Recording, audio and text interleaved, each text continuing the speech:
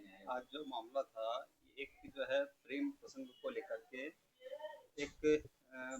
बालिका द्वारा शादी से जब इनकार किया गया तो अभियुक्त द्वारा उसको इनकारी करने पर ही इतना उसको गुस्सा आ गया कि उसने उस बालिका का उसी की चुन्नी से गला घोंटकर उसकी हत्या कर दी।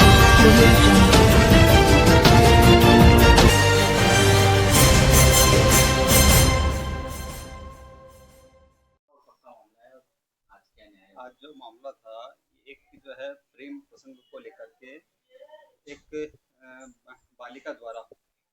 शादी से जब इनकार किया गया तो अभियुक्त द्वारा उसको इनकारी करने पर ही इतना उसको गुस्सा आ गया कि उसने उस बालिका का उसी की चुन्नी से गला घोंटकर उसकी हत्या कर दी। ये कहा कि भाई जो है तू मेरी नहीं हो सकती तो दुनिया में किसी की भी नहीं हो सकती, मैं और किसी से शादी नहीं करनी। ये वाक्य है 2018 का।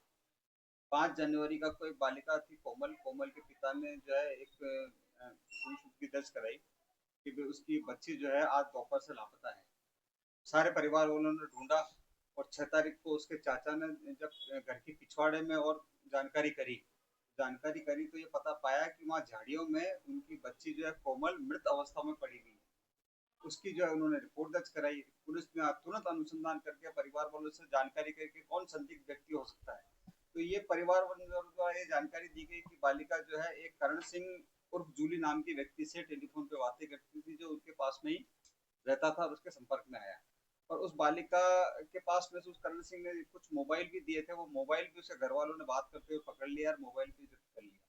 बाद में घर वालों ने बताया कि उस बालिका की शादी जो है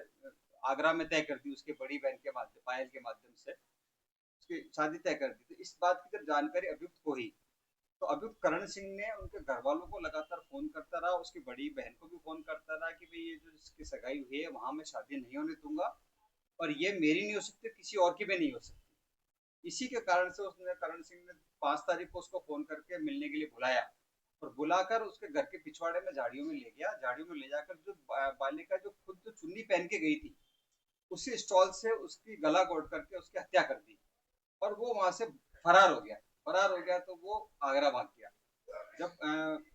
घर वालों के माध्यम से संदिग्ध अभियुक्त की पुलिस को जानकारी दी तो पुलिस ने उसको आगरा से दस्तयाब किया और उसको गिरफ्तार करके अजमेर लिए। उसके कब्जे से जो जिस टिकट से यात्रा करा की घटना के तुरंत बाद जो समय अवधि अंकित थी उस टिकट के आधार पर उसको ये माना कि भाई ये हत्या करने के बाद में ट्रेन से ये आगरा गया था और वहां से उसको गिरफ्तार करके लाए और उसके कब्जे से जो चुन्नी और चप्पल भी पुलिस ने बरामद करी। जो है मुलजिम की ओर से एक तर्क न्यायालय में ये दिया गया है कि ये प्रेम प्रसंग के कारण से जो है ये घर वालों ने ही उसकी हत्या कर दी है, जबकि न्यायालय में ऐसा कोई प्रमाणित नहीं हुआ। न्यायालय में गवाहों ने जो उसके घर वाले थे उन्होंने सबने एक साक्ष्य इस बात की दी है कि ये प्रेम प्रसंग के कारण से उससे शादी करना चाहता था। जब उस बालिका ने मना कर दिया तो उसने जो हत्या की धमकी दी थी, हत्या की धमकी क्रम में ही उसने उसकी गला घोटकर उसकी हत्या कर दी, जिसके आरोप में न्यायालय ने धारा 302 के अपराध के लिए अभियुक्त को आजीवन कारावास की सजा से दंडित किया है और 25,000 रुपए के अर्थदंड से भी दंडित किया है। अगर वो जुर्माना जमा नहीं कराता तो उसको 1 साल का अतिरिक्त कारावास भुगतेगा। इसके अलावा न्यायालय ने यह भी व्यवस्था दी है कि वे पीड़ित प्रतिकर स्कीम के तहत जिस मृतका थी उसके जो घर वाले थे उनको कंपनसेशन भी जिला विधिक सेवा प्राधिकरण के माध्यम से दिलवाया जाए। सर ये कौन से थाने का मामला था और ये जो मामला था ये रामगंज थाने का मामला था और इसमें प्रोसिक्यूशन की तरफ से कुल 21 गवाह एग्जामिन किए और 39 डॉक्यूमेंट्स को इसमें एग्जिबिट करवाया गया।